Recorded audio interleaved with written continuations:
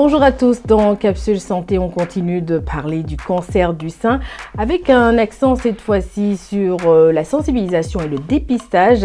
Un dépistage qui dans certains pays se fait via les unités de santé mobiles. Mais il y a aussi le dépistage organisé et c'est de cela dont on va d'abord parler. J'ai constaté une boule au niveau de mon sein droit et je suis allée en gynéco et c'est là qu'on m'a dit de faire une mammographie. Et après la mammographie, on a constaté que vraiment la boule était vraiment énorme. Et j'ai fait la biopsie avec tous les résultats, c'est là qu'on a constaté qu'il y avait un cancer du sein. Le cancer du sein, il s'agit d'une importante cause de décès chez les femmes. En 2022, l'Organisation mondiale de la santé estimait que 670 000 décès étaient dus au cancer du sein dans le monde. Et environ la moitié des cancers du sein affectent les femmes qui ne présentent pas de facteurs de risque spécifiques en dehors de l'âge et du sexe. D'où l'importance du dépistage. Et dans certains pays comme la Côte d'Ivoire, ce dépistage se fait via des unités de santé mobiles. Mais il existe aussi le dépistage organisé et c'est de cela dont on va d'abord parler. Carole Assignon au micro, vous écoutez Capsule Santé. Bonjour à toutes et à tous.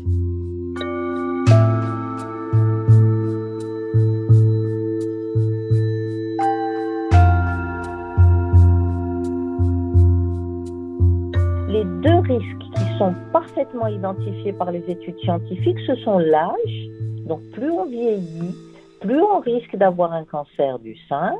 Et le deuxième facteur de risque nettement identifié, c'est le risque génétique. Plus on vieillit, plus on risque d'avoir un cancer du sein. C'est entre autres ce que nous expliquait dans une précédente émission le docteur Zeynep Lounissi, radiologue, sénologue, en charge du dépistage des maladies du sein au CHU de Bordeaux en France. Plus tôt le cancer du sein est dépisté, mieux il est traité. Le docteur Zeynep Lounissi explique ici comment se déroule le dépistage organisé. Ce dépistage est proposé à toutes les femmes qui n'ont jamais eu de cancer, qui n'ont pas un risque génétique très important, qui n'ont pas de lésions à risque, donc des femmes lambda, on va dire, de 50 à 74 ans. Ce dépistage consiste en un examen clinique et une mammographie avec 2 incidents sur chaque sein, avec une échographie ou pas. L'échographie peut ne pas être nécessaire en suivant. Au terme de cet examen clinique et cette mammographie, si le premier médecin radiologue que nous on dit premier lecteur juge que tout est normal, ce dossier est transféré dans une structure de gestion et un deuxième lecteur, donc c'est vraiment la valeur ajoutée du dépistage organisé, un autre radiologue expert va encore regarder la mammographie. S'il juge comme son premier collègue qu'elle est normale, l'ensemble du dossier est envoyé à la femme et tous les 2 ans, en l'absence d'anomalie, cette femme sera invitée pour revenir faire une mammographie dans le cadre du dépistage organisé. Puisqu'on parle du dépistage, selon une enquête de la Ligue contre le cancer, justement 8 femmes sur 10 seraient favorables à un dépistage dans des unités mobiles. Ce serait donc des gens qui viendraient sur leur lieu de vie, par exemple, pour faire le dépistage. Comment cela se passe? En quoi consiste concrètement ce programme d'unité mobile? Figurez-vous que ce programme d'unité mobile, il a déjà eu lieu avant que le dépistage organisé ne se généralise en France. Il y a eu plusieurs départements dits pilotes, il y a eu plusieurs expérimentations, plusieurs zones, notamment les zones les plus reculées où les infrastructures, où les radiologues, les médecins ne sont pas suffisamment présents en nombre, et des camions équipés de mammographes sillonnaient ces territoires et les mammographies étaient faites auprès de ces femmes qui n'avaient pas de ce type de structure à leur proximité. C'est quelque chose qui a été fait il y a déjà une 30aine d'années, donc avant que le dépistage organisé ne voie le jour. Et au terme de ces différentes expérimentations, la France a décidé, à partir du 1er janvier 2004, de mettre en place le dépistage organisé que je vous ai déjà décrit. Malheureusement, actuellement, en France, il y a, pour vous donner un exemple, 7 millions de Français qui n'ont pas de médecin traitant. Il y a des lieux qui sont de véritables déserts médicaux et des lieux où il n'y a pas suffisamment de radiologues pour pouvoir faire ce dépistage organisé ou voire même un dépistage à visée diagnostique.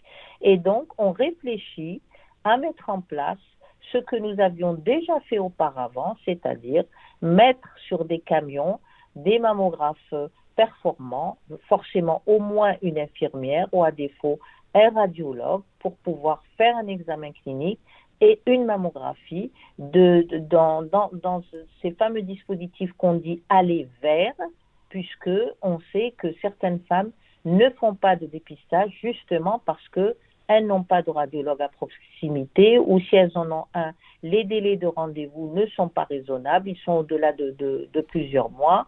Donc ça peut être une solution. Mais c'est vraiment une solution qui nous est apparue parce que les problèmes qui sont liés essentiellement à la démographie médicale et aux déserts médicaux se sont accentués ces dernières années. Le dépistage via des unités de santé mobile se fait déjà ailleurs, notamment dans des pays comme la Côte d'Ivoire. Et c'est là qu'on va se rendre à présent. DW. Comment rendre le dépistage du cancer du sein plus accessible aux femmes ? En Côte d'Ivoire, l'une des solutions passe par les unités de santé mobile qui vont vers les femmes sur leur lieu de vie ou de travail et proposent le dépistage, mais aussi la sensibilisation sur le cancer du sein.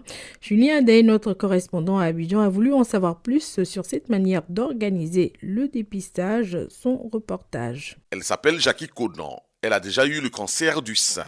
Tout est parti d'un geste anodin, la palpation des seins. Très vite, elle va lutter contre ce mal pernicieux au point de le vaincre. Je suis moi-même victime. Et comment pour moi a commencé, j'ai constaté une boule au niveau de mon sein droit. Et je suis allée en gynéco. Et c'est là qu'on m'a dit de faire une mammographie. Et après la mammographie, on a constaté que vraiment la boule était vraiment énorme. Et j'ai fait la biopsie. Avec tous les résultats, c'est là qu'on a constaté qu'il y avait un cancer du sein. J'étais un peu déboussolée, mais avec la technologie aujourd'hui et puis la médecine qui est vraiment développée, on allait jusqu'à terme. Et là, aujourd'hui, je peux vous dire que je suis guérie.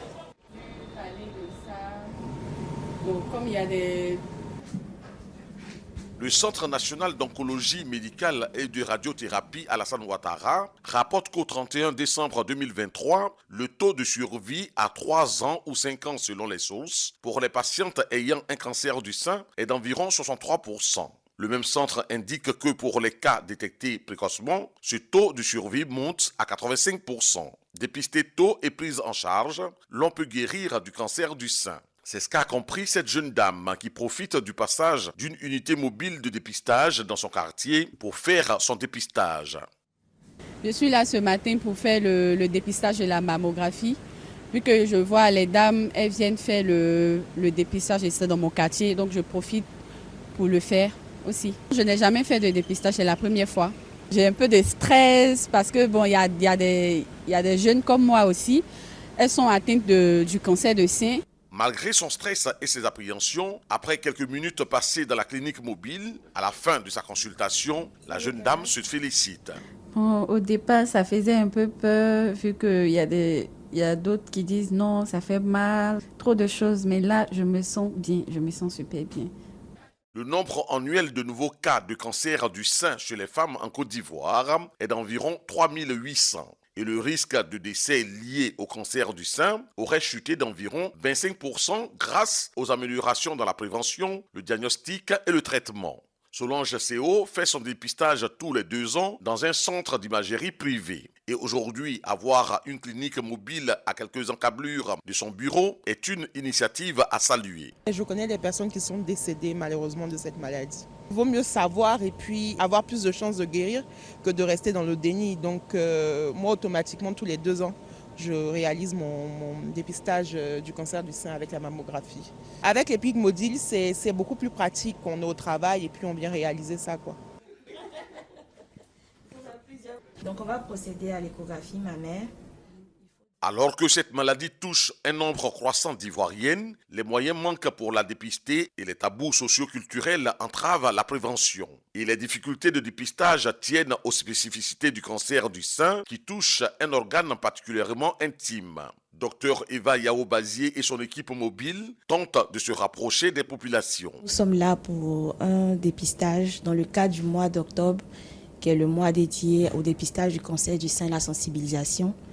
Et notre objectif, au travers de ce dépistage mobile, c'est de rapprocher le dépistage des patientes pour éviter les contraintes de temps, de déplacement et aussi de rendez-vous.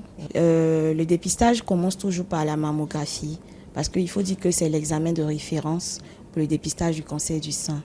Et après analyse des examens des clichés de mammographie, nous passons à l'échographie, comme j'ai dit tout à l'heure, qui permet une analyse plus fine, surtout chez des patients jeunes où le sein est un peu plus dense. L'échographie vient compléter en fait cet examen-là. En Côte d'Ivoire, difficile dans les communautés les plus conservatrices d'accepter de se dénuder et de se laisser ausculter par un médecin. Pourtant, les survivantes se mobilisent à chaque occasion pour raconter leur histoire afin de combattre les préjugés. Il n'est donc pas rare de voir en Côte d'Ivoire des femmes vivre dans l'ignorance et parfois la stigmatisation du traitement. Même si à cette clinique mobile, bien que la consultation et le dépistage se veulent gratuits, les femmes ne se bousculent pas pour autant. La sensibilisation doit donc continuer. Le reportage de Julien Adaye est à retrouver en vidéo sur notre site internet dw.com/français et sur nos réseaux sociaux. Capsule Santé, c'est fini pour aujourd'hui. Merci pour l'écoute. Cette émission, comme toutes les autres, est à réécouter sur nos différentes plateformes.